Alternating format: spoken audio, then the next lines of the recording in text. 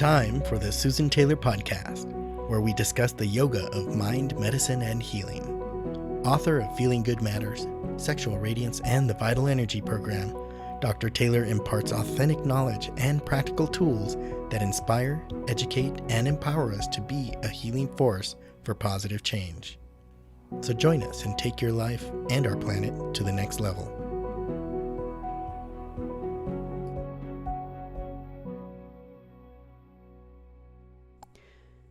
Hello and welcome to episode 141, How to Thrive in a Troubled World. This is a special time, and it's a time more than ever when we need to work on the inside rather than losing control of our mind and focusing on the outside.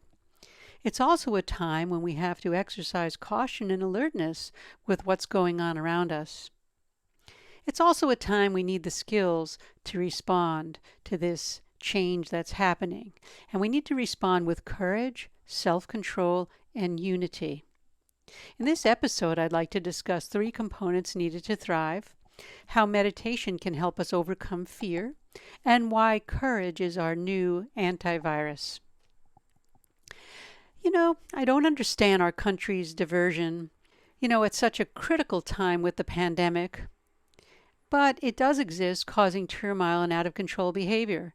The fear is being instilled in our hearts and minds, but fear really is not helpful now, nor any time, but especially now. And courage is the primary thing that we need to develop, because with courage we can overcome anything. So we want to practice abandoning our fear and gathering courage. The antivirus that can kill the virus, not only of COVID, but the virus of negativity and judgment, is courage. Courage is our mind's antivirus. I've heard it said that if you befriend your mind, you'll gain the strength to face and overcome the fears that plague us and have the strength when faced with any pain or grief. So here is where we turn to the practice of meditation. In meditation, the art of attending to, and in this case of strengthening our courage, we'll be attending to the mind field leading to the center of our consciousness, where we unite the breath with the energy force, and we call that prana. The mind will be calm as it rests in its conscious awareness. And in this state, we gain self-control and power of courage to carry on without judgment or anger. Although there are different approaches to understanding meditation and its practices, we do know that when we unite the mind with the energy flow of breath, that we bring our mind into a state of heightened awareness and tranquility. There's a strong growing body of evidence showing the benefits of meditation practices on the science of healing the mind, and it can be applied to any religious belief. So if we look at the word heal, which is the fundamental reasoning for everything that I do, to heal literally means to make whole, and it's derived from the same root as holy. The healing force that's present within all of us, it's around us, it's within us. That's what keeps us alive. If we turn to the science, namely physics, we find that force. When I use this word force, what do we define force as? Well, physical power or strength that a living organism possesses, strength or power exerted upon an object, and strength, energy, and power and intensity.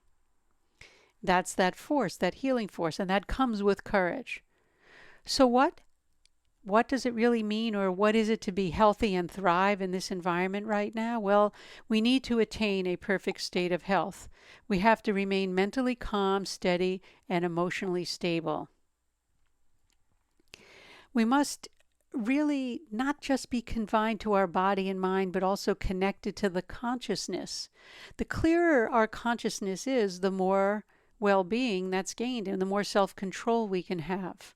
When we attend to our mind through meditation in a systematic way, then we can be clear, with our consciousness, because our consciousness, if it happens to be clouded by something, will be able to be cleared out.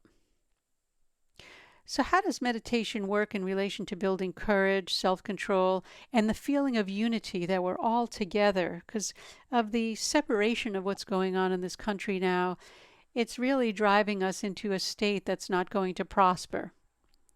So first, we need to train our mind, and I'll refer to this as healing the mind of its negative tendencies. In the process of healing, meditation can help people by enhancing their tolerance of negative emotions from unpleasant physical symptoms even. This is achieved through the awareness component of meditation. When we establish the mind in a meditative state, the breath is the main vehicle to help us do this.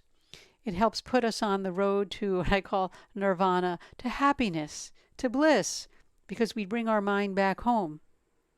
And then the breath becomes, or as the breath becomes smooth, rhythmic, and without pause, it brings us into that state, which regulates the nervous system and creates movement of all the vital channels in the brain, especially not to negate, and of course not to negate the body. But I like to talk about our behaviors in the brain and all the subtle energy channels that connect it all together. There have been several scientific studies that suggest that meditation, could significantly change the brain structure and function, and you've heard me say that before, which improves our emotional well-being and overall quality of life. And these findings, of course, point to the power of non-judgment, right? We're unity, we're all together, we're all the same. And when we reduce these symptoms of negativity and separation, we also reduce the likelihood of illness that comes from fearful living. So when we're all afraid of this COVID pandemic and getting the disease, and no one wants to get it, and we must be alert and cautious, but we must also have courage, and that courage is our antivirus. And it's supposed to, and it's supported by the fact, I should say, that meditation has been shown to actually improve immunity and support structural brain changes. So self-healing is really your road to recovery. So we know that meditation, and when I say self-healing, I don't just mean the physical body. I mean even healing our attitudes. Meditation is beneficial, and the potency of mindfulness is evidently important for healing, but how does meditation really encourage this whole self-healing, this happening to really take place? I've also heard it said that the root of illness is in the mind and consciousness. If you think of your spinal energy as a magnet that allows matter to line up along the path, then whenever your mind attracts, whatever it attracts, will line up along that magnet. And I'm even talking about thoughts here. So by attending to the mind, clearing it out of any disturbances, recovery speeds up. By practicing meditation, so when we do practice the meditation, right, the stresses, worries, anxieties drop off. They're not on the magnet pole anymore, and it gives rise to a positive state of mind, which has a positive impact on the physical body, brain, and nervous system. And then all of the fear starts to change, and illness even goes away. Health and illness are part of our physical nature. We're not to be worried about it, but when you worry about illness, you're giving it more power than it really needs to be. You're a combination of health and illness, so you have to keep that in mind and have a positive state of mind, and then the illness will change if you happen to get ill. So we want to look at healing the mind through meditation. Remember, meditation trains the mind to perceive life differently, and with this in mind, it prevents the stresses from taking over. We don't have any self-control. The stresses take over our whole organism. Since the mind and body are one, when we have stresslessness, then the body doesn't shut down in its energy pathways stay vital. In science, it's said that we're able to deal with things from the top down rather than the bottom up. So we're able to think about what we're doing rather than just responding out of fear. So we don't have a reactive mind, we have one that responds. And the practice of meditation brings that relaxation to the brain. And that's what's needed to really keep the brain healthy and functional. We could also create positive emotions with meditation. The process of healing, meditation can help people by enhancing their tolerance of negative emotions from unpleasant to physical symptoms that I mentioned earlier. And it's achieved through the awareness component of meditation. If we look at the other side of the coin, dealing with our external environment, well, just because you're not negative doesn't mean you won't encounter negativity, everyone, because we want to thrive. So we have to think about lifting ourselves. Remember that magnet, that pole that goes in the central channel of our nervous system, which is called the spine. And when we train in our breathing practices, we work with spinal breath. Just remember that Meditation is the key to become centered and keep yourself in a place where you're not affected from emotional pollution. And then we could also have spiritual transformation. When we look at everything as one in unity. Spiritual transformation is our ultimate purpose here on the planet. And it's really not about whoever has the most toys wins. It's actually the contrary. And meditation can bring spiritual transformation. We learn more about life. The mystery of the whole creation starts to unfold. That's why we start bringing things together.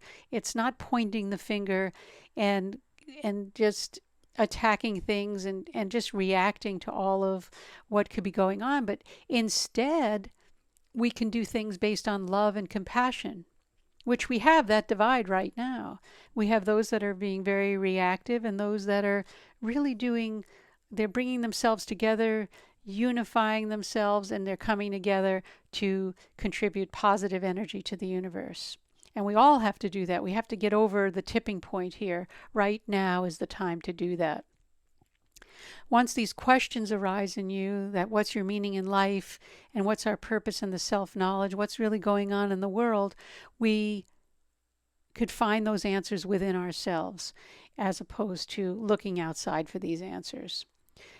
You have to really live through them and witness the transformation yourself. And that's perfection.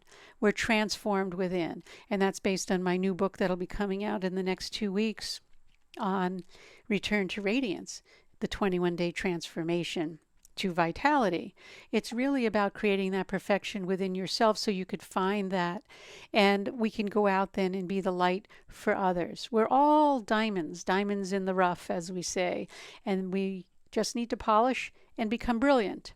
And all of you out there are on that, and as I am too with you.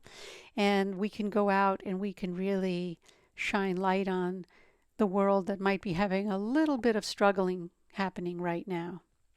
You can rest assured knowing the first line of defense and recovery is already within you. Stay well, and most of all, as I always say, remain calm.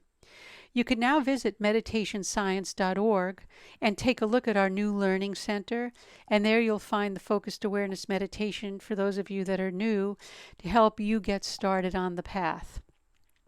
I'm also thinking about doing a 21-day challenge for the new book coming out, and we'll be doing that. I'd like to do that for just the community to start. I'd like to be doing that possibly in the late fall. So those of you that have written in and asked me to do that, thank you. I will really give it some thought and see if we can do something based on meditation for all of you in the community. And that brings us to the end of this episode. And if you'd like to be notified weekly for new podcasts, please subscribe. The Susan Taylor Podcast is available on iTunes, Google Play, Stitcher, and TuneIn, and also on susantaylor.org, where you can click on the podcast to subscribe. Contact susantaylor.org with any questions, comments, and feedback. And thank you again for listening, everyone. Something you might want to hear, contact us at susantaylor.org.